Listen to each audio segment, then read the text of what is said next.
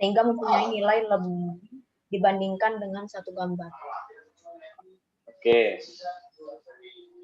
Jadi kalau menurut catatan Anissa gitu ya, interferometri SAR itu adalah sebuah pemrosesan citra SAR yang menggunakan 2 citra atau lebih untuk nantinya mendapatkan perbedaan fase. Kan begitu ya.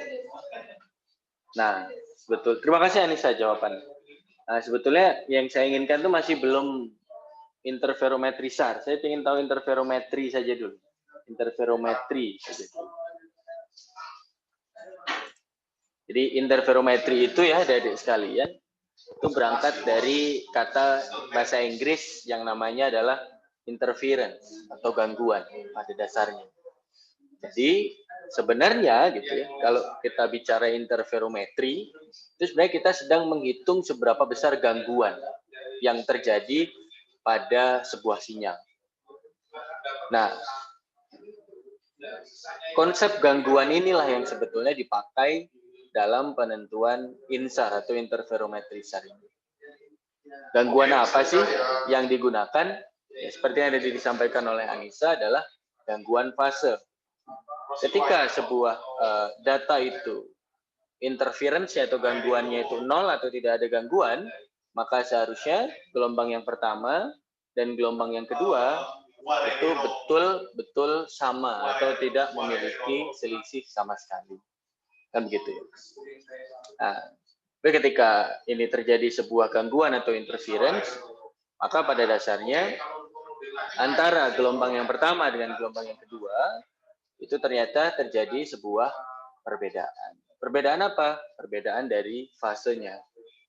Maksudnya apa Pak perbedaan fase itu? Perbedaan fase itu ibaratkan ketika kalian itu apa ya istilahnya ya, ketika kalian itu menjadi sebuah gelombang gitu kan. Gelombang itu kan pasti punya yang namanya panjang gelombang.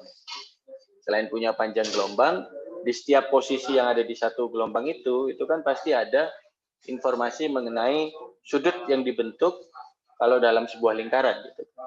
Sebenarnya fase kan gitu. Nah, fase ini sebetulnya itu menunjukkan posisi ketika gelombang itu berhenti, gelombang itu stop, atau gelombang itu dipantulkan. Sebenarnya begitu. Artinya, ketika kita mengetahui fase dari sebuah gelombang yang memantul di permukaan bumi, maka secara tidak langsung, kita itu sebenarnya juga sudah tahu posisi siapa namanya, permukaan bumi tempat memantul itu ada di mana sebetulnya seperti itu. Cuman kita masih belum tahu kalau hanya dari satu pengamatan. Mengapa? Karena ketika kita hanya menggunakan satu pengamatan, yang kita tahu pada dasarnya hanyalah informasi dari apanya? Ada yang tahu? Ketika kita satu kali pengamatan, informasi yang kita dapatkan pada dasarnya hanyalah informasi fasenya ada di mana. Kita tidak tahu nanti seberapa posisi yang benar-benar pas dari si lokasi tersebut. Mirip kayak kalau Anda menggunakan konsep fotogrametri.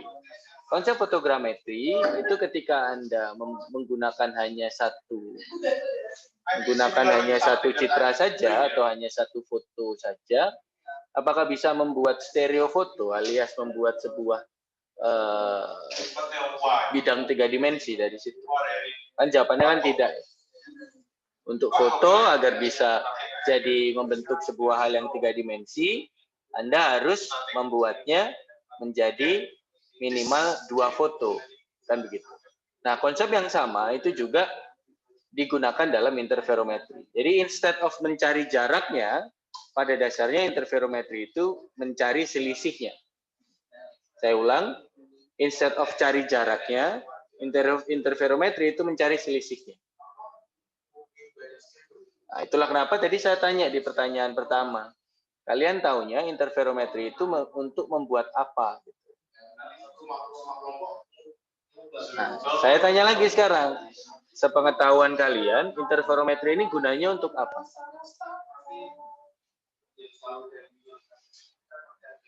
Interferometri ini gunanya untuk apa? Kira-kira adik-adik sekalian. Ada yang bisa bantu jawab? Izin menjawab, Pak.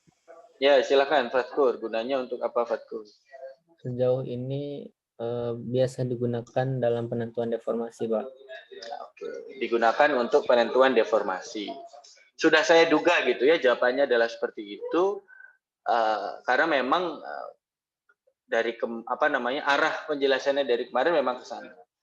Tapi saya ingin clearkan juga dari sekalian bahwa INSAR itu tujuannya tidak hanya untuk mendapatkan deformasi saja.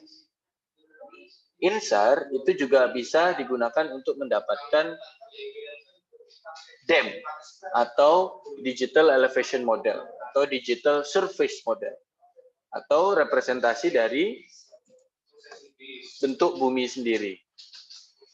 Nah, Silia menambahkan untuk mengukur permukaan atau temperatur. Nah, kalau temperatur saya malah baru tahu ya Silia ya. Tapi kalau untuk mengukur permukaan dalam arti untuk mengetahui bentuk muka bumi yang asli, topografi, itu memang bisa. Jadi saya harus mengulangi bahwa interferometri SAR itu gunanya tidak hanya untuk deformasi, tapi juga bisa untuk membuat DEM atau Digital Surface Model. Nah, tapi ada sedikit perbedaan di antara kedua penggunaan dari si interferometri SAR tersebut. Perbedaannya itu paling banyak berpengaruh pada waktu. Nah, gimana ini perbedaan waktu dan yang lain-lainnya, ngefeknya apa, akan saya jelaskan di beberapa penjelasan atau beberapa slide selanjutnya.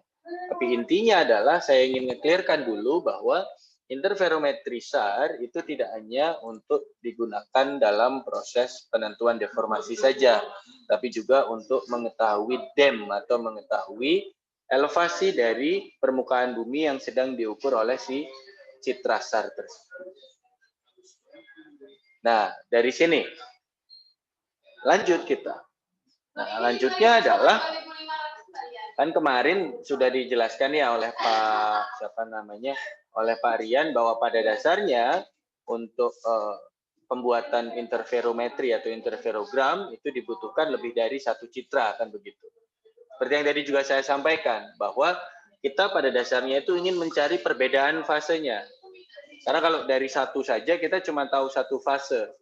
Kita mungkin bisa tahu ini berapa panjangnya, tapi exactly berapa dan dengan ketelitian yang kita inginkan itu tidak bisa dilakukan. Oleh karena itu, kita perlu membutuhkan minimal 2 citra.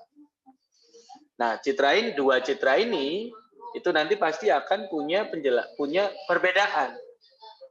Nah, kalau yang kemarin dijelaskan oleh Pak Rian, perbedaan paling utama adalah perbedaan waktu ya, kalau tidak salah adik-adik sekalian. Betul atau tidak? Jadi ada satu citra yang didapatkan dari waktu A, lalu ada citra lain di lokasi yang sama, tapi dari waktu B, begitu. Betul nggak? Apakah itu kemarin yang kalian tangkap dari penjelasan bersama Pak ini atau tidak? Halo. Bener, Pak. Nah, ketika waktu itu berbeda, gitu kan, maka nanti kalian bisa mendeteksi yang namanya apa? Mendeteksi yang namanya perubahan dari si fasenya. Kan begitu ya? Kalau tidak salah gambarnya dari beliau itu, mana ya? Bentar. Nah, ini ya. Ini ya. Pas 1 dan pas 2. Ini kita anggap dua waktu yang berbeda. Gitu kan? Nah, tapi lokasinya sama tuh. Pas 1 di T1, pas 2 bisa kita anggap di T2 gitu. Nah, ketika di pas 2 itu ternyata ada pergerakan gitu, maka kita bisa mendeteksi perbedaan fase antara bentar ya.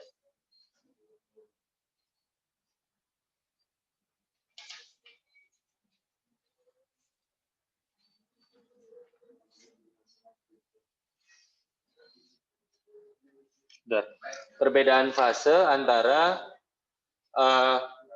pas 1 di waktu T1 dan pas 2 di waktu T2.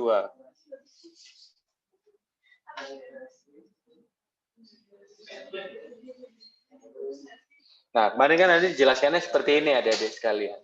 Tapi bagaimana atau apa yang terjadi kalau sebenarnya pas 1 dan pas 2 itu diambil di waktu yang sama? Kira-kira kalau menurut kalian apa nih yang terjadi? Ketika pas 1 dan pas 2 itu ternyata diambil di waktu yang sama. Kalau ini kan asumsinya pas 1 diambil sebelum ada pergerakan, pas 2 diambil setelah ada pergerakan, kan begitu. Sehingga menyebabkan adanya perubahan fase gara-gara bawahnya itu berubah, kan. Akhirnya ada pergerakan tuh di sini, gitu. Dan di sini akhirnya ada pergerakan tuh kan, ada tambahan gitu. Apa yang terjadi kalau ternyata pas 1 dan pas 2 itu kita anggap terjadi di waktu yang sama? Kira-kira apa yang terjadi adik-adik sekalian?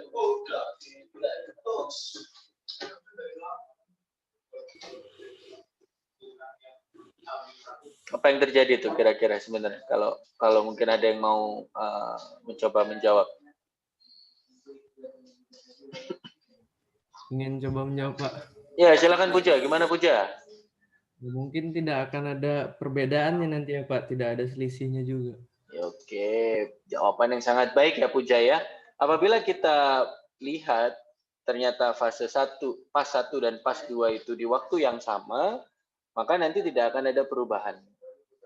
Ya kan? Tapi apa yang terjadi kalau yang kita geser satelitnya? Bukan daratannya. Artinya apa? Bagaimana kalau ternyata pas 1 dan pas 2 itu diambil di waktu yang sama, tapi pas 2 atau satelit yang satunya itu mengambilnya agak dari sudut yang berbeda. Kira-kira efeknya apa tuh adik-adik sekalian? Ada perbedaan jarak, berarti nanti bakal ada perbedaan fasenya, Pak. Nah, karena ada perbedaan jarak, maka nanti ada perbedaan fase. Terima kasih, Fatku. Nah, ini yang betul sekali ya. Jadi, kemungkinannya sebenarnya dari SAR itu tidak hanya beda waktunya saja, tapi beda orbit atau beda dari jarak ketika satelit itu mengambil datanya. Efeknya jadinya apa? Tetap terjadi perbedaan fase keduanya. Tapi kalau beda waktu, ketika waktunya yang berbeda, maka nanti efeknya adalah perbedaan fase itu terjadi gara-gara apa tuh adik-adik sekalian kira-kira? Kalau yang gambar yang tadi, perbedaan fasenya itu terjadi gara-gara apa?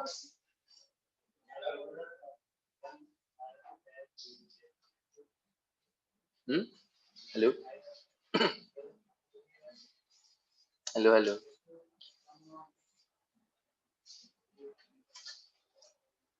Gimana, Ayo, Pak? kira-kira ada yang ini enggak? Kurang paham ya? Iya, Pak. Oke. Ya, saya ulang. Berarti artinya ya kalau saya lihat gambar yang tadi, berarti kan ada dua kemungkinan. Kemungkinan pertama adalah Anda mengambil dua citra yang diambil di waktu yang berbeda. Ya kan? Ini kemungkinan pertama. Kemungkinan kedua, Anda mengambil dua citra dari waktu yang bersamaan. Tapi bedanya adalah posisi satelit ketika mengambil gambar 1 dan gambar 2 itu sedikit berbeda arahnya. Seperti yang tadi disampaikan oleh Fatkur, betul sekali bahwa nanti keduanya juga tetap akan ada perbedaan fase gitu ya. Untuk keduanya ini tetap akan ada perbedaan fase. Cuman pertanyaan saya adalah, kalau kembali ke konsep yang pertama tadi, bahwa citra 1 diambil sebelum ada pergerakan, citra kedua diambil setelah ada pergerakan, perbedaan fasenya itu dapat dari gara-gara apa? Beda fasenya gara-gara apa sih? Tetap dipengaruhi oleh jarak, Pak, karena ada perubahan jadi jarak. Ya, betul. Orbit dan jarak perubahan apa? Beda fasenya itu mewakili perubahan apa? Ini yang sebenarnya mau saya tanyakan. Beda fasenya mewakili perubahan apa? Beda fasenya mewakili perubahan posisi gelombang saat diterima sensor. Iya, oke. Saya tidak mau bicara teknis banget. Intinya adalah perubahan fasenya itu mewakili parameter apa sih? Parameter deformasi. Ya, perbedaan jarak ketika satelit gelombang itu diterima. Ya, tapi itu kan sebenarnya mewakili deformasi kan? Ya enggak? Atau sampai sini belum paham? Ketika kita punya pas 1 dan pas 2. Ya, saya ulang ya. Kita punya dua citra nih. Citra pertama diambil ketika belum ada pergerakan. Citra kedua diambil ketika sudah ada pergerakan. Kita bandingkan fasenya. Ternyata ada perbedaan fase. Fase ini berarti mewakili apa? Mewakili pergerakan tanahnya kan? Bener nggak? Ya kan? Mewakili perbedaan tanah. Nah, what if I told you, atau bagaimana kalau saya bilang ke Anda bahwa itu hanya salah satu kemungkinan atau salah satu jenis dari konsep insar. Kan kalau tujuan yang tadi, gambar yang saya jelaskan ini sekarang dan juga yang dari tadi saya omongkan, itu kan pada dasarnya mencari deformasi kan? Betul nggak? Pada dasarnya mencari deformasi kan? Maafkan ya, ada apa namanya gangguan suara di belakang. Highlight. Kalau sekarang apakah suara saya masih tetap terdengar, adik-adik sekalian? Masih, Pak. Dengar, Pak. Oke, saya mencoba untuk menghilangkan background noise-nya ya, semoga bisa hilang. Nah, lanjut. Nah, ketika pas 1 dan pas 2 itu diambil di waktu yang berbeda, ya kan? Itu kan berarti ketika ada perbedaan fase ini mewakili deformasi kan?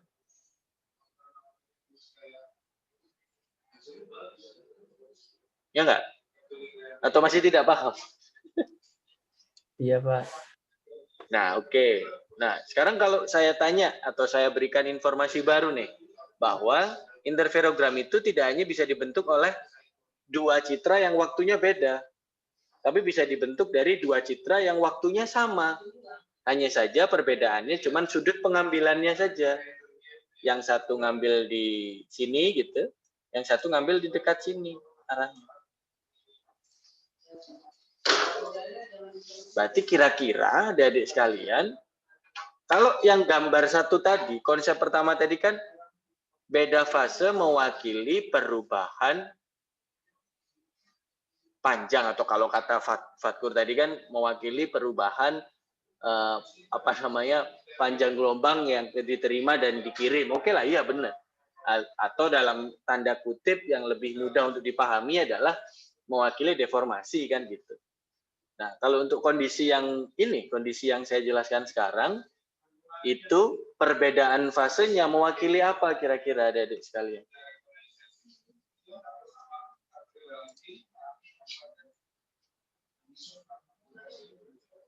Ada yang tahu?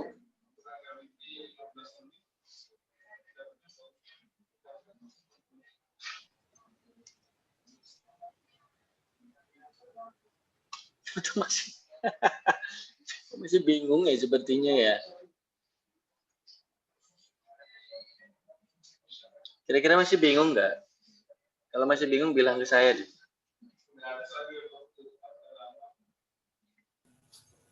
Izin menjawab, Pak. Ya, silakan Leo. Leo ya? Gimana Leo itu? Kalau menurut saya itu dibedakan dari nilai fasenya, Pak. Jadi nilai fasenya itu sesuai area yang kita ambil gitu, Pak. Berarti kan gini loh. Itu kan pasti akan terjadi perbedaan fase. Akan dapat nih perbedaan fase. Pertanyaan saya, perbedaan fasenya itu akan mewakili apa? Mewakili elevasinya ya, Pak. Waktu, Pak. Mewakili Elevasi. apa? Fatkur menjawab elevasi. Raka menjawab apa nih? Mewakili apa, Raka? Kalau menurut Raka?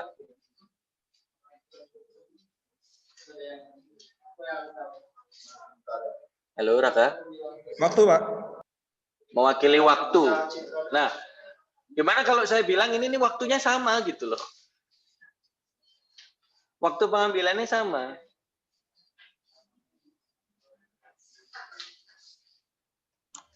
Jawabannya adalah betul yang disampaikan oleh Fatkur ya. Mewakili elevasi, mewakili topografinya nanti. Jadi adik-adik sekalian, kalau saya resume share, kalau misal Anda menggunakan dua citra yang waktunya berbeda, satelitnya sama, tempatnya sama, orbitnya kita anggap hampir sama, maka perbedaan fase yang didapatkan itu adalah perbedaan fase gara-gara ada pergerakan dari muka buminya. Deformasi maksudnya. Deformasi ini bisa ke bawah atau ke atas kan begitu. Nah, konsep yang kedua nih, ketika kita menggunakan sebuah satelit ya atau lebih dari satu satelit yang mengambil data di waktu yang sama, ya, tapi dari sudut yang agak sedikit berbeda pengambilannya, maka pada dasarnya perbedaan fase yang didapatkan itu nanti akan mewakili apa? Mewakili elevasi dari area yang sedang kita amati. Berarti maksudnya apa, Adik sekalian? Konsep pertama yang beda waktu itu digunakan dalam pencarian deformasi. Konsep kedua yang beda satelit dan beda look angle atau beda sudut penglihatan itu adalah konsep yang akan kita gunakan kalau kita mau cari DEM atau DSM. Bingung nggak? Kalau bingung bilang. Saya akan coba jelaskan semaksimal mungkin. Karena itu penting gitu ya. Jangan sampai Anda hanya menganggap yang namanya INSAR itu hanya bisa untuk deformasi. Tidak, INSAR itu bisa untuk mendapatkan DEM. Bahkan DEM yang beredar di dunia ini, Asterge DEM, habis itu DEM dari Jepang, itu pada dasarnya SRTM juga, itu pada dasarnya adalah DEM yang didapatkan dari konsep INSAR ini sebetulnya. Percaya atau tidak percaya. Alias penggunaan DEM-nya itu, penggunaan INSAR untuk DEM itu sudah sangat-sangat penting gitu ya. Sangat penting atau banyak sekali kegunaannya. Nah, paham sampai sini? Kalau nggak paham bilang. Halo? Saya tidak podcastan aja kan ini kan sebenarnya kan. Alhamdulillah paham, Pak. Ya, beneran paham Puja? Paham insya Allah, Pak. Insya Allah. Terima kasih Puja kalau paham ya. Nah, sekarang saya mau coba kasih gambaran secara rumus matematik mengenai apa? Mengenai apa yang tadi barusan saya jelaskan. Oke, kita coba lihatkan ya, adik-adik sekalian. Slide ini atau buku ini sudah saya berikan kepada Anda di kelas e-learning ya, jadi bisa dipakai. Nah, monggo bisa dilihat adik-adik sekalian di sini ya. Let's say kita ambil sebuah titik ya. Sebuah titik yang mana titik itu diwakili oleh sebuah, nggak kelihatan warna biru ya, warna merah aja. Nah, ini adalah titik targetnya. Ya kan? Nah, lalu ini ada dua satelit nih. Dua satelit ini itu mengambil di waktu yang bersamaan. Jalurnya sedikit beda. Ingat, ini adalah konsep yang pertama tadi, bukan konsep yang kedua. Nah, di antara dua satelit ini itu ada jarak yang dinamakan baseline. Apa sih baseline? BN itu atau baseline? Baseline adalah jarak yang dibentuk antara satelit 1 dan satelit 2. Ya mirip seperti yang disampaikan oleh Pak Rian kemarin gitu, yang ditanyakan oleh Pak Gur, cara nyari jaraknya gimana. Nah, tapi saya stop short di menjelaskan gimana dapatnya. Saya akan menyampaikan, oke, ada baseline. Nah, lalu ada target distance R atau jarak antara ini kan, dari sini ke sini, kan dapat R. Ya kan? Nah, dari sini ke sini, ini kan akan dapat R juga. Tapi ini R1 dan ini adalah R2. Ya kan? Ketika R1 dan R2 dikurangkan, hasilnya akan menjadi apa? Delta R. Delta R sama dengan R1 dikurangi R2. Dan begitu adik-adik sekalian. Sampai sini paham? Halo, sampai sini paham? Adik sekalian? Paham, Pak. Nah, Ketika di si slant range, ini kan masih di slant range ya, kalau Anda bisa lihat di sini. Ketika ini kan masih di slant range. Masih di slant range. Nah, dari slant range itu kan tujuan utamanya kita ingin dapat yang namanya ground range kan. Ya nggak? Sehingga ternyata nanti titik kita yang ada di sini itu nanti sebenarnya tidak ada di sini. Titik kita di sini itu kalau di ground range dia akan bergeser ke sini. Ini bergeser bukan gara-gara deformasi ya, ya karena gara-gara geometri dari pengambilan citranya saja sebetulnya. Ya kan? Berapa besar displacement atau perubahannya? Sebesar QS ini. Sehingga sebenarnya kita punya sebuah titik yang ada di sini dengan tinggi Q. Ingat, dengan tinggi Q. Dengan tinggi Q. Dari mana? Dari elipsoid toh harusnya, karena ketika kita mengetahui jarak mana ini ya, ketika kita mengetahui jarak ini gitu ya, maka pada dasarnya kan kita juga pasti tahu ini kan, karena ini kan bisa didapatkan dari pengukuran pakai GPS gitu. Jadi sebenarnya jawaban dari pertanyaan si Fatur kemarin, gimana cara untuk mengetahui jarak dari satelit 1 dan satelit 2 itu adalah menggunakan receiver GPS yang ada di satelit tersebut. Jadi mencocokkan antara timestamp dari pengukuran dan juga menyamakan dari koordinat satelit kala itu, maka kita akan bisa mendapatkan selisihnya atau baseline namanya. Nah, artinya apa adik sekalian? Saya ulangi ya, bahwa titik yang sebenarnya di sini itu nanti akan terdisplace karena terjadi perubahan dari slant range ke ground range itu ke area yang di sini. Sebesar QS dengan tinggi nantinya terhadap sebuah bidang referensi atau elipsoid itu Q. Nah, oleh karena itu adik-adik sekalian, kita nanti bisa cari delta R itu sama dengan minus 2 dikalikan dengan baseline, dikalikan dengan QS, dibagi dengan R. Jadi kalau kita tahu delta R, pada dasarnya nanti kita juga bisa tahu QS nih. Karena kan BN itu kan kita tahu ya, baseline kan kita tahu. R itu adalah jarak dari satelit yang pertama itu kita direferensikan, kita tahu juga radar target distance. Jadi ketika delta R ini tahu, BN ini tahu, delta R ini tahu, maka kita bisa cari QS. Nah, delta R itu kan ada hubungannya dengan apa? Dengan fase kan, dengan beda fase kan. Nah, maka dari itu bisa dilihat di sini. Ya kan? Delta fase itu sama dengan 2pi dikali delta R per lambda. Iya, jelas. Karena kalau misal kita punya sebuah beda fase 30 derajat gitu ya, dengan panjang gelombang 30 cm, maka pada dasarnya kita sudah tahu delta R-nya. Delta R-nya berarti berapa? Delta R-nya berarti 30 derajat tadi kan ya, dibagi dengan 30 dikali dengan 30 apa nih? 30 cm lalu dibagi dengan 2pi, sehingga nanti jawabannya berapa? Berapa kira-kira adik-adik sekalian? Kalau 30 cm panjang gelombangnya, lalu beda fasenya adalah 30 derajat. Ada yang tahu kira-kira?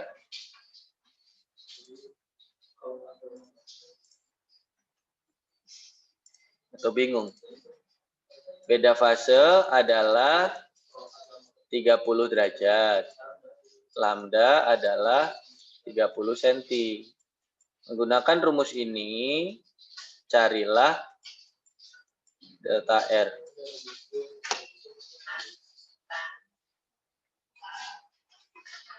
Monggo, mungkin ada yang sudah bisa menjawab.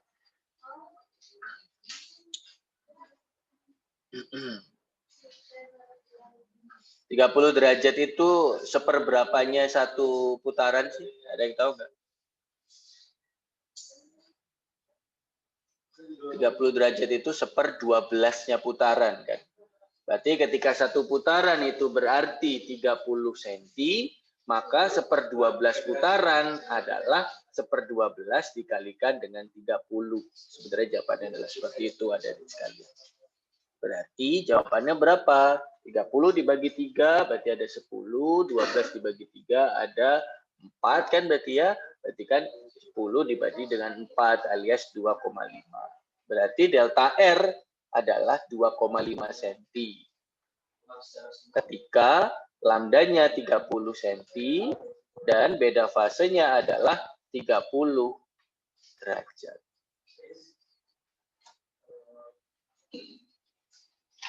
Nah, artinya apa adik-adik sekalian? Berarti apabila kita punya delta V atau delta fase ini atau beda fase, maka kita nanti bisa mendapatkan delta R. Atau kalau dalam konteks kita, kalau dalam konteks konsep yang kedua untuk penentuan DEM ini, kita juga bisa mendapatkan yang namanya displacement QS ini dari slant range ke ground range dibagi dengan jarak.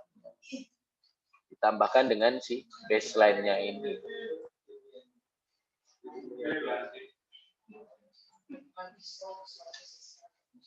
Udah nggak sampai sini?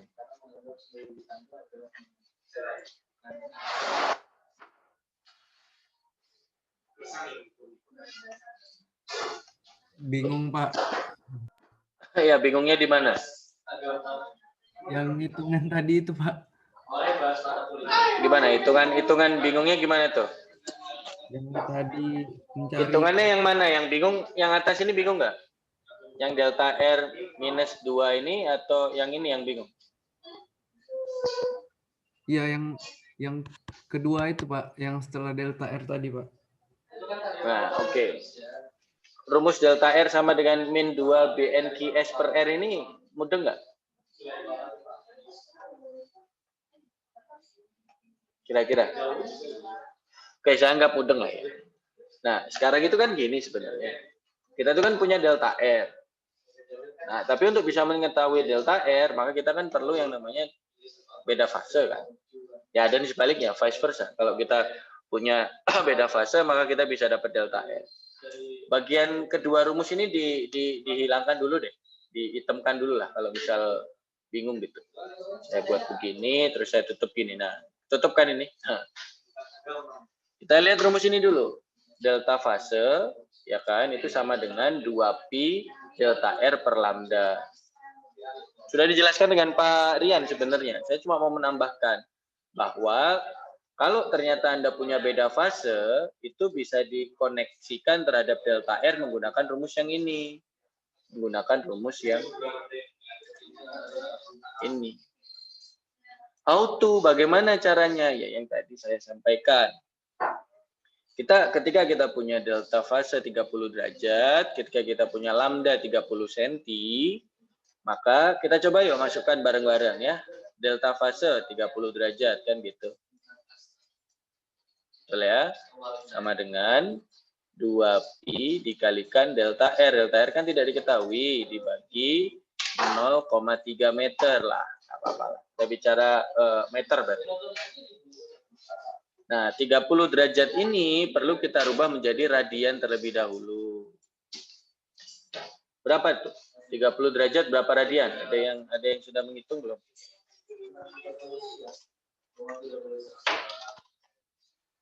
Saya coba hitungkan ya. Oh, no. Scientific. Nah.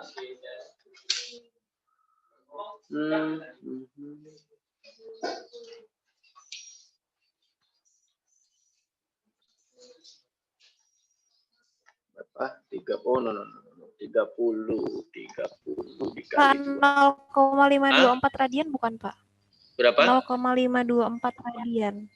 0,524 radian. 524 radian. 30 derajat. 30 dekturat. Ya, oke. 0,5236 rad kan gitu. Nah, 0,5236 radian berarti kan let's say kita anggap 0,5 lah atau ya 0,552. Nah, berarti kan di sini kan berarti ada masuk 0,52 sama dengan di bawahnya kan berarti kan 0,3. Berarti 0,5 dikalikan dengan 0,3. Coba berapa tuh?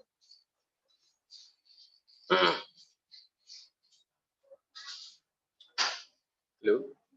Coba berapa tuh? Biar dapat delta R ini kita. Pinginnya kan pingin dapat delta R tuh. 0,157 Pak. 0,15. Ya, oke. Berarti 0,15 sama dengan 2V delta R kan begitu. Ya kan? Berarti delta R sama dengan 0,15 di apa ini? Dibagi 2Pi. Nah, hasilnya berapa tuh?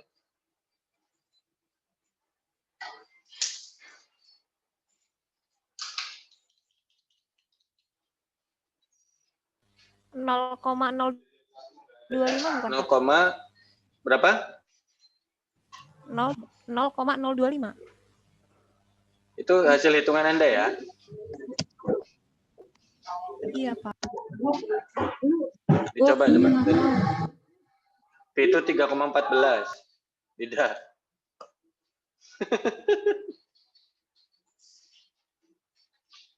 Coba. Berapa tuh? Sama seperti yang Balkis dapat 0,025.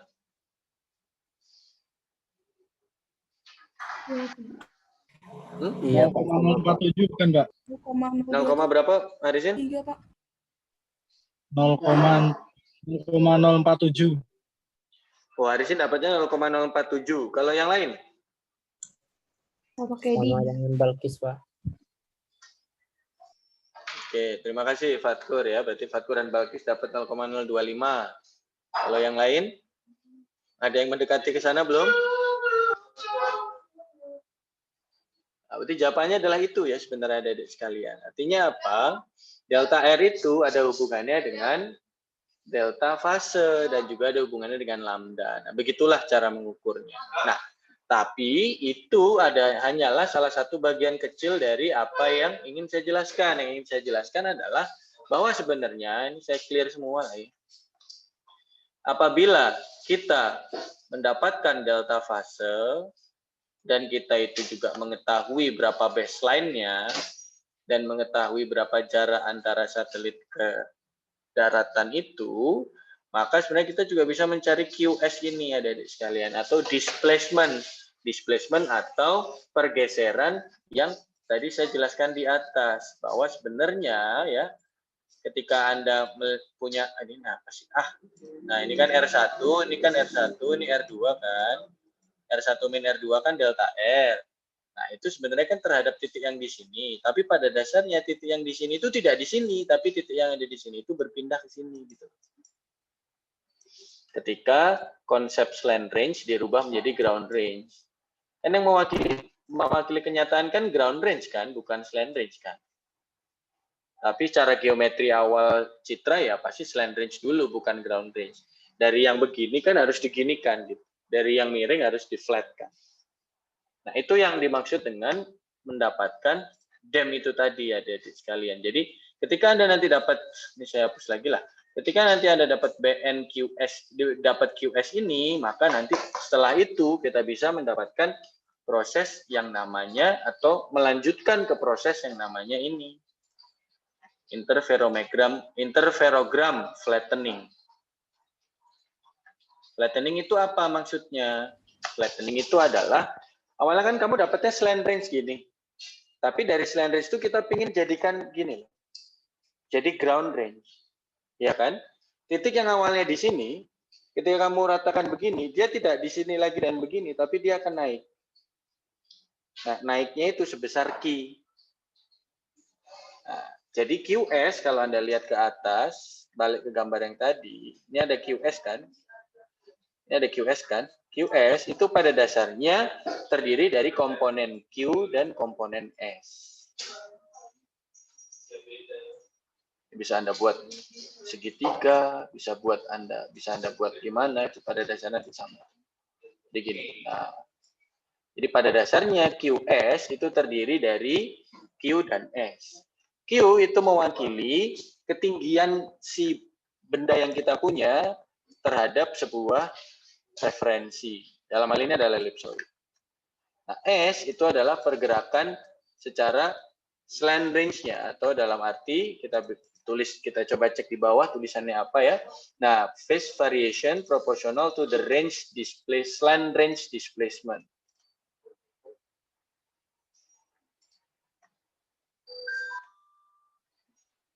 Artinya berarti apa, adik sekalian? Ketika kita menggunakan ini, menggunakan rumus yang akhirnya baru ini, menggunakan rumus yang ini, ya.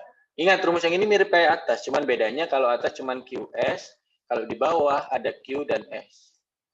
Q itu komponennya menggunakan sin theta, S menggunakan tan theta. Iya, gimana? Silakan.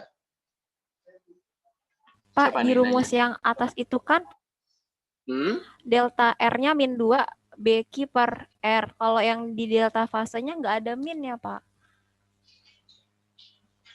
Ini maksud Anda. Kok ada minnya? Mana sih? Iya, yang soalnya juga yang di atas delta R-nya dia rumusnya kan min 2 B kali Q per R.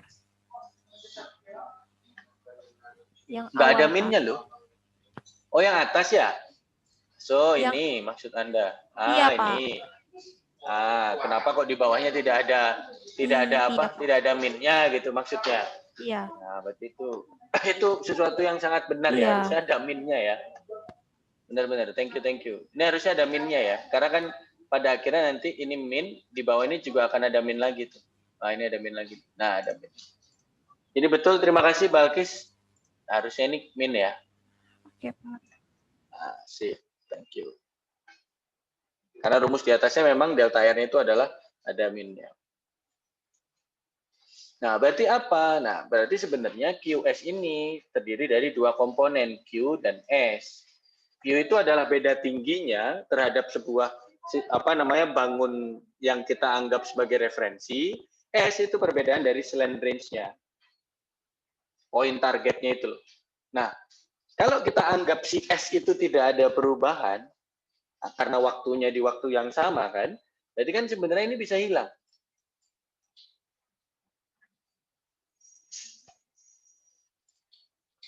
Paham nggak maksudnya? Kalau diambil di waktu yang sama, itu kita anggap displacement-nya itu ada nggak? Gara-gara dia turun atau naik, permukaan buminya itu ada nggak? Kan nggak ada kan sebenarnya. Paham nggak adik sekalian? Nah, ketika kita ngambil di waktu yang sama, cuman agak beda sedikit sudut pengambilannya, nah, S-nya itu dianggap 0. Ketika S itu dianggap 0, berarti kan sisanya yang ini.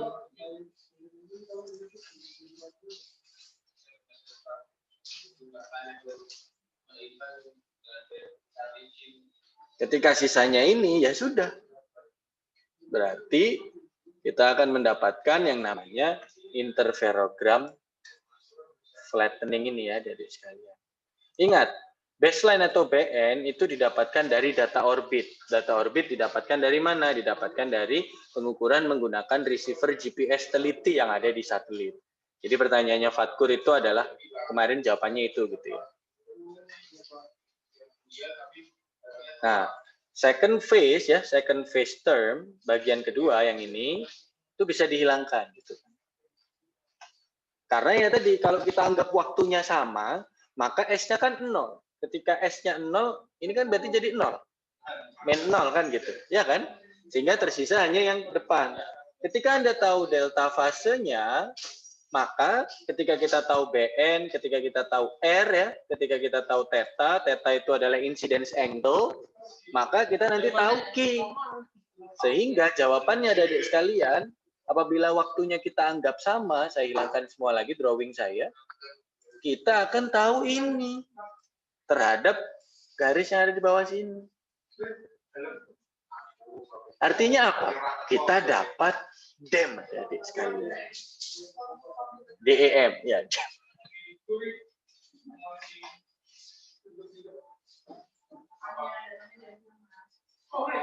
Gimana? Sampai sini paham nggak maksud saya? Jadi kalau kita menggunakan konsep yang tadi, instead of kita dapat deformasi, kita dapatnya tinggi atau altitude dari titik itu nanti ya terhadap terhadap sebuah referensi yang kita gunakan. Alias kita nanti dapat, oh ternyata tinggi titik itu sekian meter. Paham nggak sampai sini adik-adik sekalian? Bukunya sudah saya berikan kepada Anda semuanya. Harapan saya bisa dibaca dan bisa menjadi salah satu tambahan informasi. Tidak hanya, oh ternyata bisa cari DEM, tapi secara umum saja. Ini kita belum masuk ke rumus yang sangat susah ya sebenarnya. Tapi ini adalah rumus sederhana yang bisa menjelaskan, oh cara cari DEM itu begini toh, dari interferometri itu. Dida udah memegangi kepala begini. Yang lain udah begini, mungkin. Silakan. Kalau ada yang ingin bertanya atau masih belum paham mengenai ini. Saya ingin menjelaskan ini karena ya ini penting gitu ya untuk penjelasan DEM penjelasan INSAR itu sendiri. Karena INSAR itu tidak hanya deformasi tapi juga bisa mendapatkan DEM. Gimana caranya? Ya ini caranya. Dengan mencari key. Monggo, kalau masih ada yang bingung atau ingin bertanya lebih lanjut dipersilakan. Dengan rumus yang ini rumus sederhana banget nih.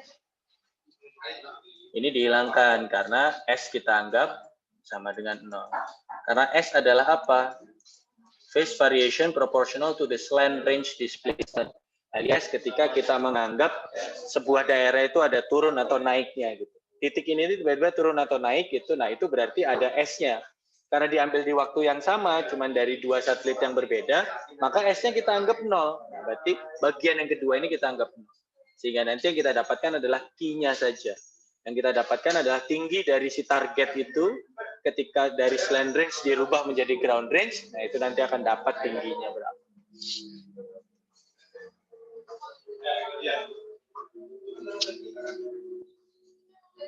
Apakah sekiranya ada yang tanyakan, ada adik sekalian? Pak, mau tanya Pak. Ya silakan Cantika. Masih kurang paham Pak di bagian dari slant range ke ground range-nya itu untuk dapetin nilai Q. Oke, terima kasih. Nah, saya ulang lagi. Kalian ingat konsep salah satu pengolahan citra Indraja nggak? Indraja aktif nggak?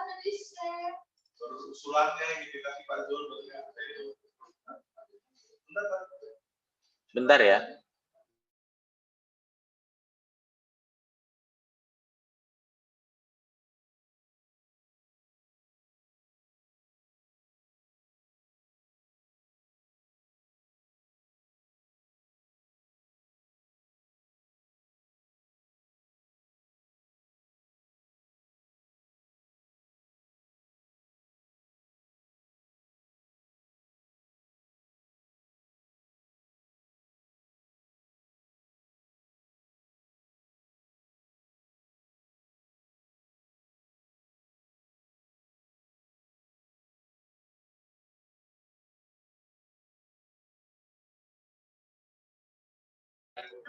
Nah, dari sini ya, saya ulang adik-adik sekalian.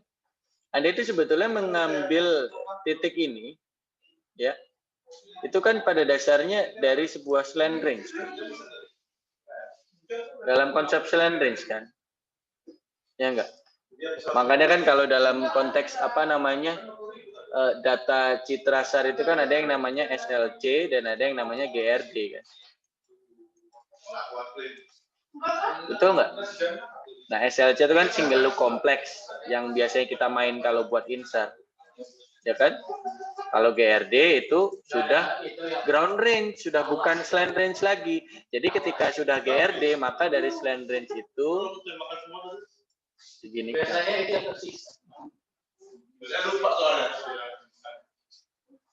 Jadi maksudnya gimana Cantika? Slant range itu adalah ketika Anda mengamati langsung dari citranya. Tapi kan jarak itu belum mewakili jarak nyata yang ada di lapangan. Jarak nyata di lapangan itu kan harusnya dihitungnya bukan dari sini, Cantika, tapi kan dari sini. Ya nggak? Nanti ada yang namanya range kan, ada range dan ada azimuth gitu kan. Nah, harusnya kan nanti mewakilnya ke sini gitu loh. Bukan dari sini gitu kan. Artinya ketika titik ini itu ada di sini, maka nanti pada dasarnya ketika kita ukur, titik itu sebenarnya nanti akan naik ke atas karena ada begitu.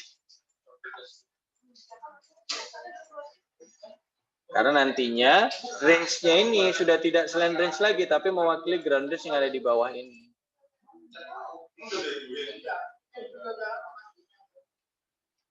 Gimana? Iya Pak. Cantik Paham. kan? Mudah nggak? Kalau emang nggak mudah nggak apa-apa, bilang aja. Kita jelaskan lagi sampai mudah. Sudah Pak, sudah. Oke, terima kasih kalau kelihatan mudah cantik ya. Nah, berarti artinya apa, adik sekalian? Kalian akan mendapatkan at the end, pada akhirnya kalian akan mendapatkan sebuah data yang namanya key ini. Apa sih data key ini? Data key ini adalah tinggi dari target yang kita punya dari sebuah bidang referensi yang kita gunakan dalam penentuan ground range ini, biasanya ellipsoid. Oleh karena itu, kalau kita lihat secara real ya hasilnya di lapangan seperti apa, boleh Anda lihat yang sini ya, adik sekalian. Nah, yang kiri itu adalah hasil interferogram, masih delta fase yang belum dihilangkan dengan data flattennya tadi itu. Alias yang kiri ini itu ya adik sekalian, ini masih selain range ya, kalau bisa Anda lihat nih ya, masih selain range, belum ground range. Berarti ini pesawatnya ke sini. Pesawat tadi apa namanya itu? Satelitnya ke sini ya. Karena azimut itu berarti kan arah dari si satelitnya berada. Bukan ke sini ya, bukan. Bukan begini, tapi ke sini arah pesawat atau satelitnya. Nah, yang bagian kiri ini itu Anda dapatkan dari yang bagian atas. Jadi delta fasenya, ini kan delta fase kan, interferogram tuh. Ini yang belum di flatten, alias belum yang, kalau tadi gambar saya ada, penjelasan saya adalah, nah belum di flattening ini, adik-adik sekalian. Alias yang BS ini masih ada. Yang ini tuh masih ada. Nah, ketika yang ini sudah dihilangkan, maka hasilnya berubah dari yang ini kiri menjadi yang kanan.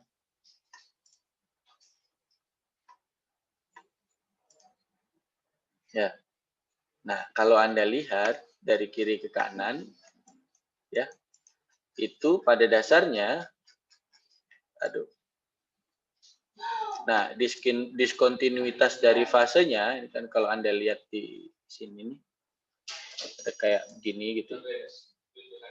Nah, ada begini, terus ada begini juga, gitu ya. Nah, ini akan bukan mewakili. Ini berarti apa? Ini adalah sebuah apa? Ini berarti sebuah garis kontur. Ya, termasuk dengan ini nih. Nah, ini kan ada yang seperti begini gambar, begini, ini gambar, nah begini. Ini pada dasarnya adalah nanti akan menjadi kontur dari si demnya. Artinya apa? Titik yang ada di sini dengan titik yang ada di sini, dengan titik yang ada di sini, dengan titik yang ada di sini itu key-nya berbeda-beda.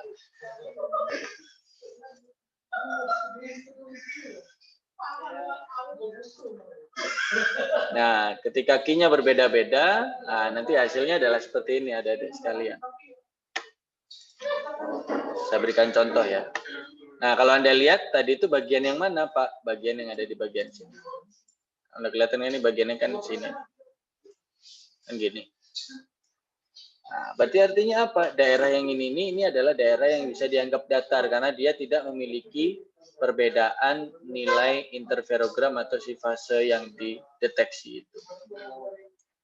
Nah, kok bisa, Pak? Coba lihat di gambar yang di bawah. Nah, ya kan? Gambar yang tadi itu, nah ini mewakili yang ini. Nah, sedangkan gambar yang ini begini-begini ini kayak apa namanya yang naik sekali. Itu kalau Anda lihat ke atas, nah ini terwakili oleh gambar yang di sini. Begini. Nah, inilah fungsi dan tugas dari INSAR bukan untuk deformasi, tapi untuk mendapatkan dem. Dan sebenarnya ya kalau boleh saya bilang adik-adik sekalian, yang namanya insar itu ini. Kalau mencari deformasi itu pada dasarnya namanya bukan menjadi insar lagi. Tapi namanya sebenarnya adalah dinsar. Differential insar. Karena pada dasarnya ketika si dinsar itu digunakan, maka dua interferogram. Jadi kan ada dua citra. Dua citra, hasilnya berapa interferogram? Ada yang tahu? Dari dua citra dapat berapa interferogram? Halo? Halo?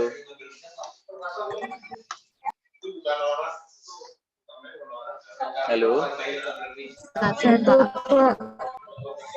Satu, betul. Dari dua citra dapat satu interferogram. Satu interferogram itu nanti akan susah untuk mendapatkan beda fase atau deformasi. Bisa, tapi nanti pada dasarnya itu ya Anda harus menghilangkan, ini konsep yang interferogram flattening itu sebenarnya sama ya, untuk insar maupun dinsar gitu. Maka Anda harus menghilangkan proses, kalau tadi untuk mendapatkan dem, kan yang nomor 2 dianggap tidak ada ya kan, karena waktunya sama. Nah kalau untuk yang dinsar atau untuk yang mendapatkan deformasi, yang kamu hilangkan bukan yang nomor 2, tapi malah yang nomor 1. Jadi nomor 1 itu untuk insar, kalau nomor 2 itu pada dasarnya itu untuk dinsar. Karena dia nanti tidak hanya akan menggunakan satu interferogram saja, tapi dia akan menggunakan 2 minimal. Atau namanya adalah multipass interferogram kan gitu.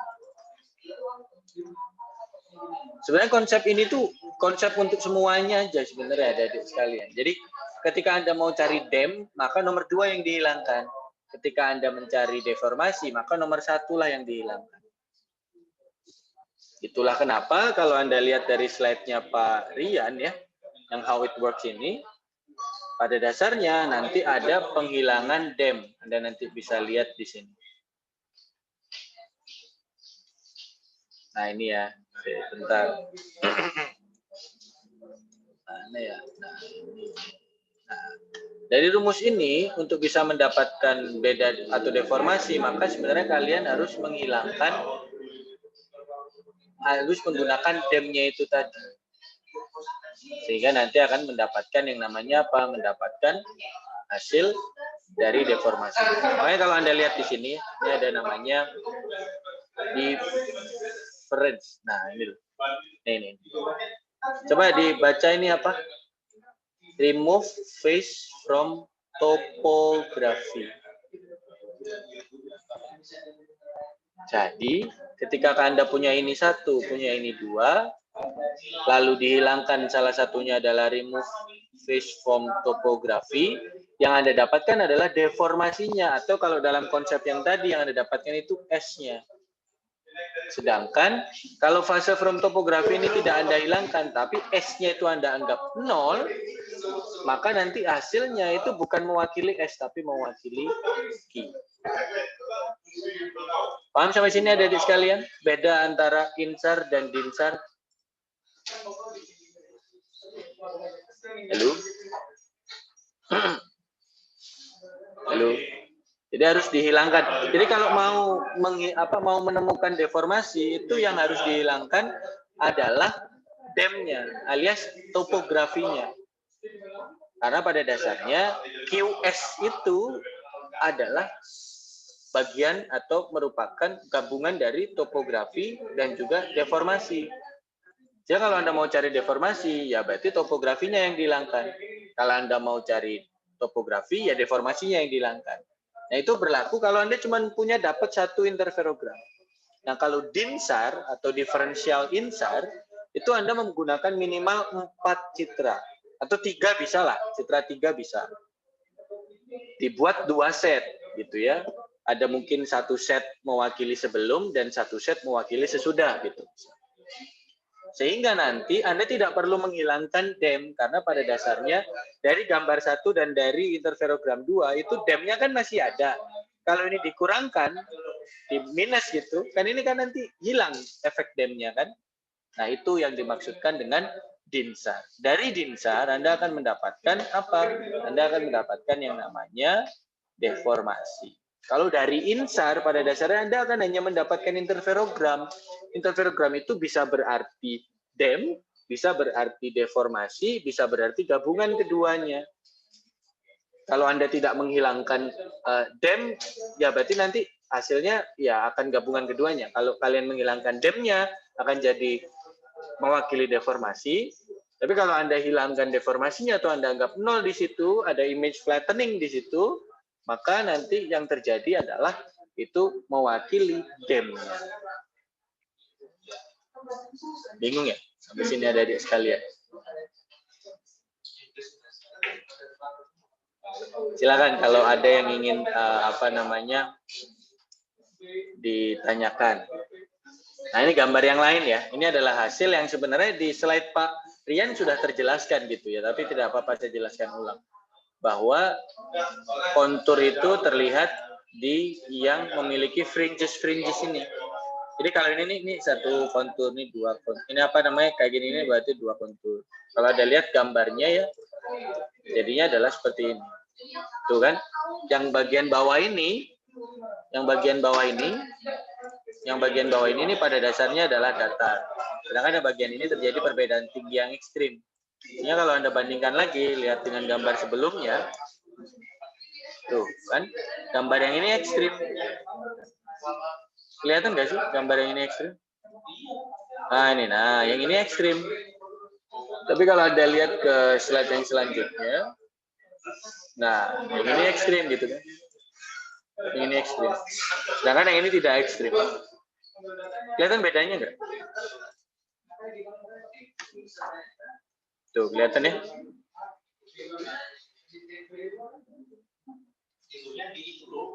Halo, kelihatan nggak adik sekalian? Kelihatan, Pak. Kelihatan, Nah, berarti Pak. artinya apa?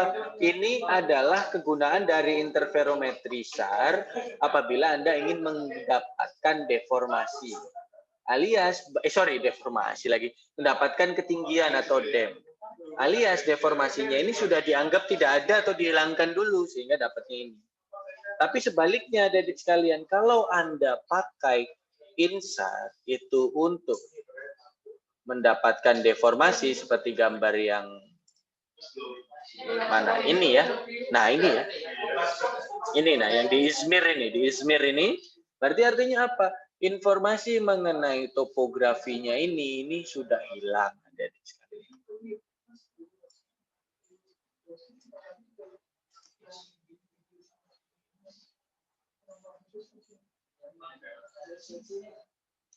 Gimana? Ada yang bingung di sini ada adik sekalian? Pak, saya Pak izin bertanya Pak. Ya silakan Arisin. Belum paham ya Pak ya untuk dapat deformasi harus menghilangkan topografi atau DEM-nya itu Pak. Nah itu saya masih bertanya itu Pak, itu gimana itu kenapa gitu? Oke. Kan dapatkan besar atau itu harus menggunakan kata ini kan. Nggak jelas suaranya Arisin. Bisa diulang? Iya Pak. Untuk yang pertama untuk mendapatkan deformasi itu menghilangkan topografi bukan berikutnya. Nah itu kenapa Pak? Saya masih belum paham. Dan yang kedua untuk mendapatkan model deformasi menggunakan DINSAR itu harus menggunakan 4 citra satelit. Nah itu tadi gimana itu Pak? Masih belum paham. Terima kasih Pak. Jelas nggak Pak? Ya jelas. Agak nggak jelas tapi kayaknya I know the gist of the question. Jadi pertanyaan dari sini adalah masih belum paham Pak, kenapa kok mau cari deformasi harus menghilangkan topografi. Yang kedua, masih belum paham juga, berarti cari deformasi ini kalau pakai citra lebih dari satu atau DINSAR itu gimana ya Pak? Saya coba jawab satu-satu ya. Yang pertama adalah ketika Anda mencari deformasi, itu kok menghilangkan topografi, kenapa? Karena pada dasarnya, kalau kita lihat slide yang sebelumnya ya, slide yang punya saya tadi buat, gitu. Yang tadi di buku itu, nah maka pada dasarnya adik sekalian ya, saya ulangi ya, pada dasarnya si gambar tadi itu beda fasenya masih terwakili. Maksudnya apa? Beda fasenya itu masih mewakili dua hal. Yang pertama adalah masih mewakili topografi, dan yang kedua adalah masih mewakili deformasi. Bingung nggak sampai di sini? Iya Pak, paham Pak. Nah, gambar yang tadi saya kasih itu sebenarnya sama kayak di sini, sama ya, mirip ya kalau Anda lihat nih, pada dasarnya gitu ya. ZX itu adalah Ki ya, nama lainnya, itu H, R, cos, alpha ini, sin, nah A, dan kawan-kawan. Tapi kan ini bedanya apa? Bedanya adalah kalau ini asumsinya itu tidak ada deformasinya. Nah, tapi kalau ternyata deformasinya ada, ya kan? Nah, ketika deformasinya ada, ya berarti pakai gambar yang saya tadi, di gambar yang ini. Nih, pada dasarnya kalau kita lihat gambar yang Q inilah, kita coba jelaskan.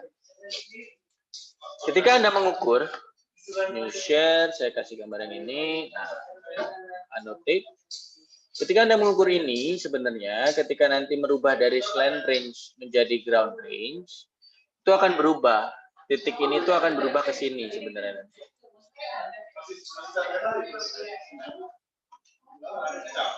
Paham sampai sini? Kenapa kok bisa berubah gitu?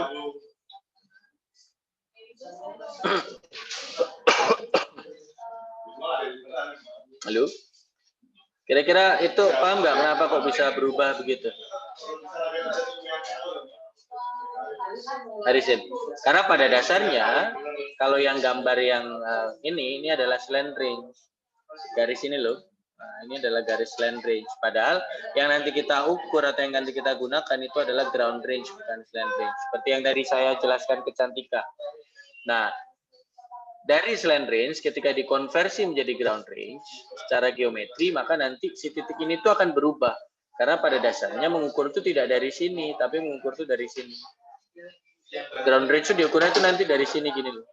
Bukan dari sini. Sehingga yang ada di sini itu dirubah ke sini.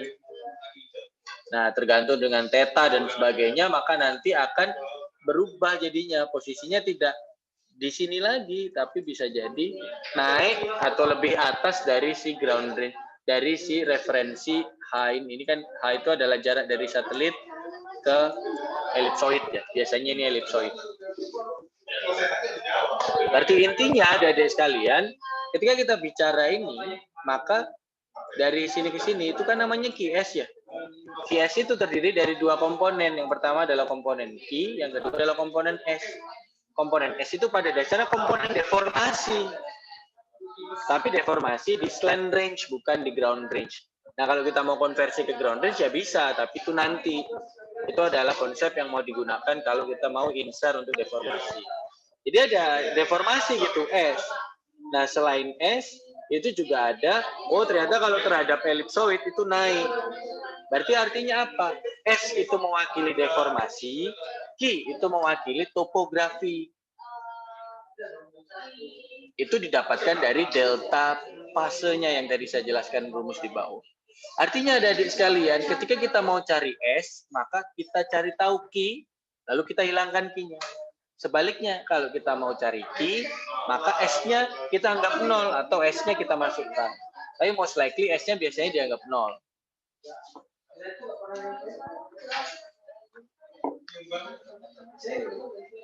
Artinya apa, adik-adik? Itu dalam hal ini Harisin. Artinya adalah ketika Anda mau cari DEM, kan kalau cari DEM akan lebih baik kalau waktu pengukurannya sama, yang berbeda hanyalah satelit yang mengukur, orbitnya lah. Jadi ada dua pengukuran yang dilakukan di waktu yang hampir sama atau di waktu yang sama. Untuk satu area yang sama, nah itu akan bisa menjadi DEM. Nah kalau deformasi itu akan lebih baik kalau Anda mengukur dari satu waktu ke waktu yang lain. Sehingga nanti yang ada anggapan perbedaan S-nya. Paham nggak sampai sini? Hadisin. Ya, Pak. Sebenarnya ada Q dan ada S. Tapi karena waktu pengukurannya itu sama, maka S-nya kita hilangkan atau kita anggap 0. Sehingga tersisa hanya Q-nya saja. Jadi dalam proses interferogram flattening yang digunakan untuk DEM, itu pada dasarnya kita menghilangkan S-nya sehingga hanya sisa Q-nya doang. Tapi sebaliknya, kalau kita mau cari deformasi, maka prosesnya adalah menghilangkan DEM-nya. Bukan menghilangkan S-nya. Karena kita mau cari S-nya. Nah, caranya gimana? Caranya adalah menggunakan DEM yang kita punya. DEM apa yang kita punya? Bisa pakai BATNAS, bisa pakai DEM dari SAR yang tersedia secara berbayar, yang mungkin bisa diminta dari LAPAN, seperti Tandem X, ataupun ALOS PALSAR 2, ALOS PALSAR 1, ataupun menggunakan IRS 1 dan 2 yang dia tandem gitu ya. Itu akan mendapatkan DEM. Nah, kalau Anda mau cari deformasi, tinggal pakai Sentinel 1 itu yang sekarang Anda punya dan mau akan Anda gunakan. Nanti salah satu prosesnya adalah menghilangkan DEM-nya.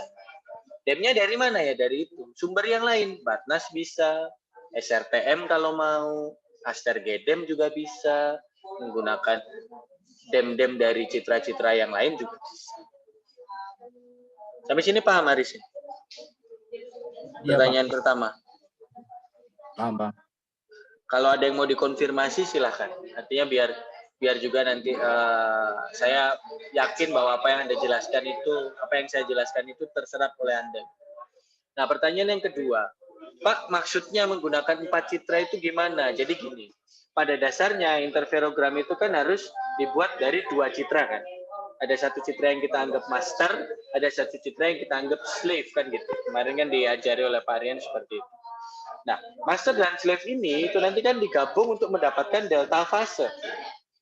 Either itu mewakili S atau mewakili apa namanya delta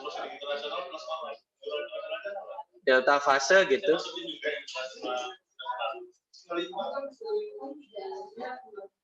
Nah, itu sebenarnya artinya apa? Berarti artinya dia akan mendapatkan 1 interferogram. Nah, tapi 1 interferogram ini, kita punya 1 interferogram kan? Kalau Anda mau dapatkan deformasinya, maka itu harus dikurangkan dengan DEM.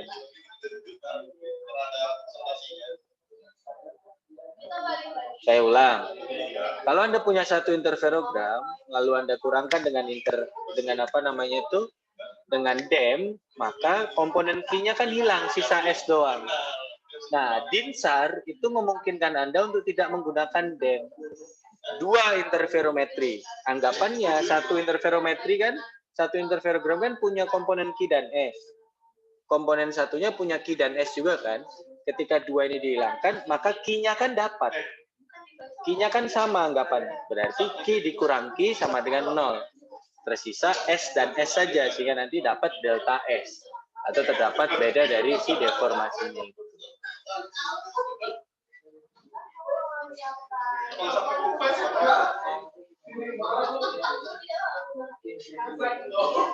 Gimana Arisin?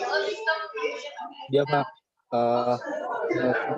Kalau berarti kan untuk yang formasi tadi kan menggunakan nilai Q ya, Pak. Gunakan nilai apa, Arisin? Sedikit kalau untuk deformasi kan berarti kan tadi kan menghilangkan nilai itunya, Pak, nilai Q-nya hilang. Ya, jadi sisa S-nya doang itu kalau mau deformasi.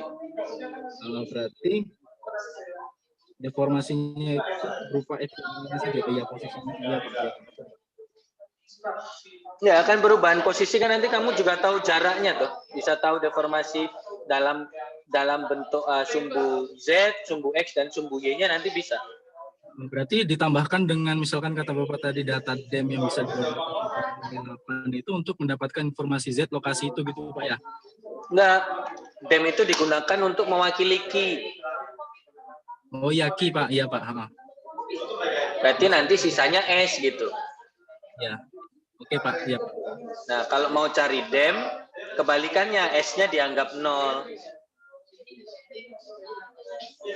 Begitu. Ya, terima kasih. Sama-sama Arisin. Mungkin ada lagi satu orang yang ingin bertanya? Kalau enggak, saya lanjutkan sedikit ke ini apa namanya, interferometri tutorial. Silakan. Kalau ada yang mau ditanyakan terlebih dahulu.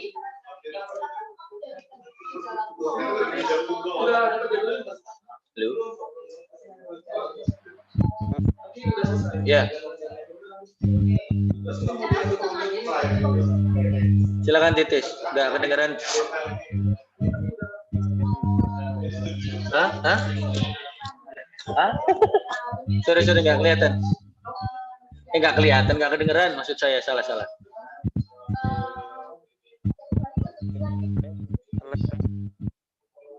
Hah?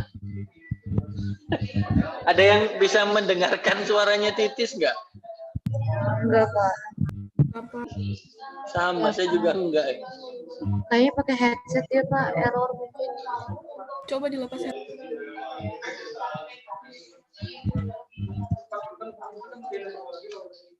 Ya, terima kasih Dava juga menjawab. Tidak bisa didengarkan Titis. Gimana?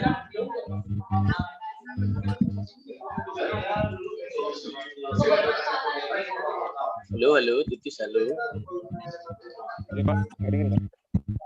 Enggak kedengaran.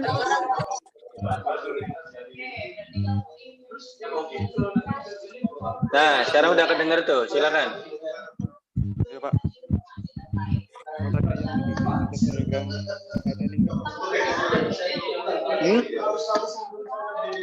Aduh, sorry sih kok. Tak kedengeran sih, gimana? Di rumus yang interprogram flattening tadi, Pak. Ya. Pi per lambda kali BN kali S. Tadi yang ada yang ditutup tadi ada yang dihapus itu. Halo, Pak. Halo. Bentar ya, saya stop share. Ada masalah nih.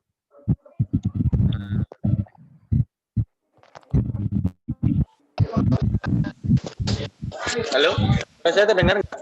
Izin nganar, Pak. Terdengar ya?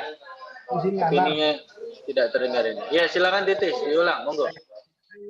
Nanti jepret. Ya, Harisin, thank you. Gimana, Tis? Halo? Halo. Suara saya terdengar nggak ya? Terdengar, Pak. Cuma di satu aja. Ya, gimana? Titis. Di bagian interferogram flattening di rumus yang Nah, di rumus yang tadi, kenapa? itu Kenapa, tadi Tis? ada yang digunakan benar, Pak? Ada yang di apa? Ada yang dihapus atau gimana, Pak? Yang di belakang, rumus flattening di belakang itu. Ini ya? Saya coba share screen. Ini maksud Anda? Maksud Anda ini kah? Nah, kenapa itu? Tapi saya lihat di silang itu tidak digunakan atau gimana? Oh, di silang itu kita anggap S-nya tidak ada. Karena ingat pada dasarnya ya, kalau bisa kita sampaikan, ketika kita nemu QS di rumus yang di atas, itu pada dasarnya terdiri dari dua komponen. Komponen pertama adalah komponen yang terjadi gara-gara topografi, yaitu yang terwakili di sini. Komponen yang kedua adalah, komponen yang ini maksud saya. Nah, komponen yang kedua adalah komponen yang terjadi gara-gara adanya deformasi yang ada di sini.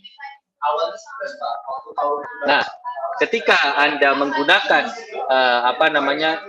pengukuran di waktu yang sama, satelitnya doang yang berbeda, asumsi kita apa? Asumsinya S-nya tidak ada. Sehingga kita hilangkan. Artinya apa? Delta fase itu betul-betul hanya mewakili Q saja. Jadi kita akan tahu Q-nya berapa dari proses interferogram flattening ini.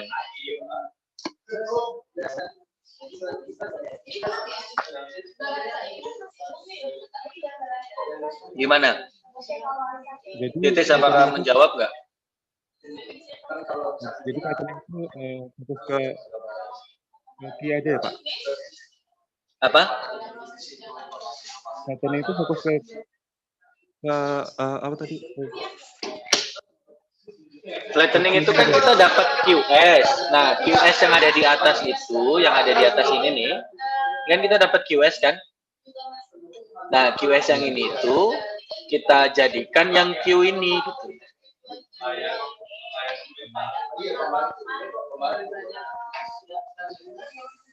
Jadi kita ketika mencari delta, kan udah dapat delta V kan, atau delta fase ini, itu sudah bukan berarti QS lagi, tapi berarti Q, karena S-nya sudah kita anggap 0 tadi. Jadi turunan dari situ ya? Apa? Aduh, ini kok nggak jalan sih? Sebentar ya, saya matiin dulu ini saya. Mbak jalan ini.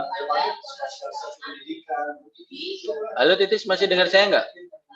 Masih harusnya. Ya, silakan. Gimana maksudnya?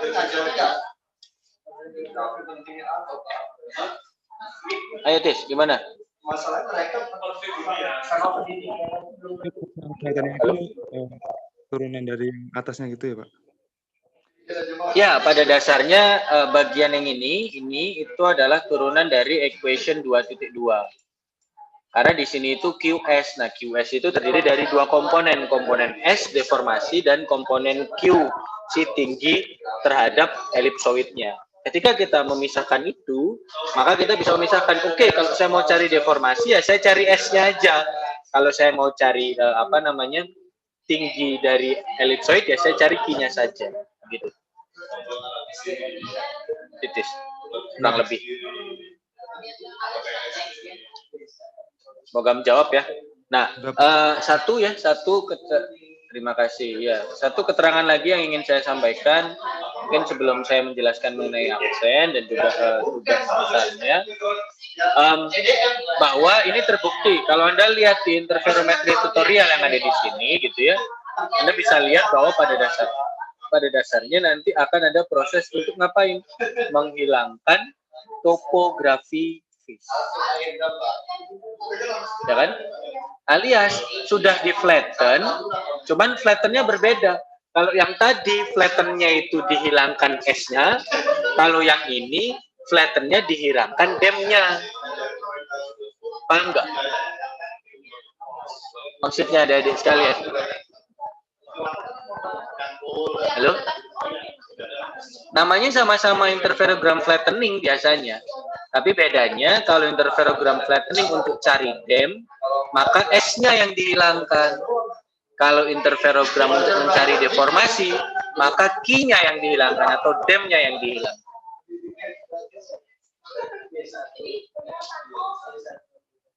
Sampai sini paham adik-adik sekalian? Halo? Halo? Nah, berarti sekarang adalah tersisa apa? Tersisa penjelasan yang mungkin bisa dibilang penjelasan sebelum kita lepas kelas, menyelesaikan kelasnya ya.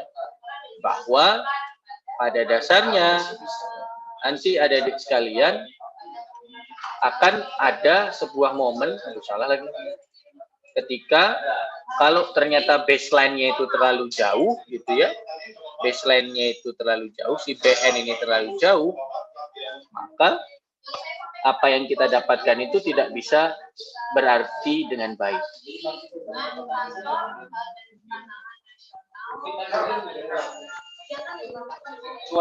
Maksudnya apa? Maksudnya adik-adik sekalian.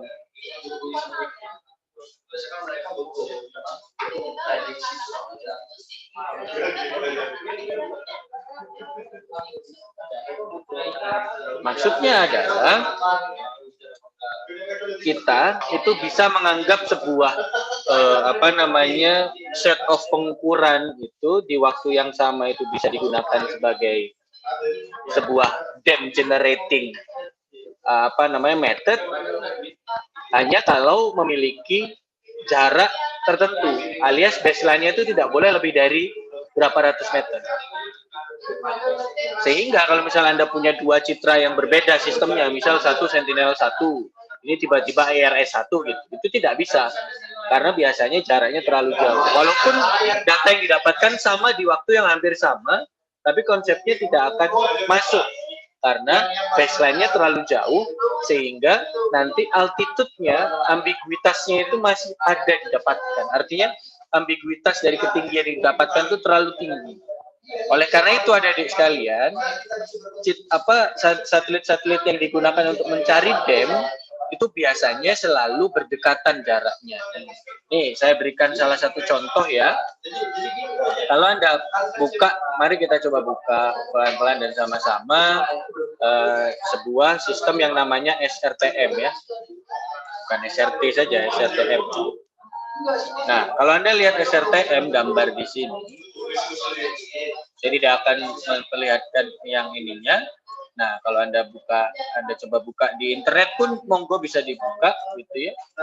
Pada dasarnya SRTM itu menggunakan konsep mirip seperti INSAR untuk mendapatkan dam. Why? Karena kalau Anda lihat di sini mungkin tidak terlihat. Saya salah lagi. New share. Anda bisa lihat di sini bahwa pada dasarnya kelihatan nggak ada di sekalian? Belum ya? Atau sinyal saya jelek ini? Atau inilah data inilah. Nah, kelihatan nggak ini kalau ini ada di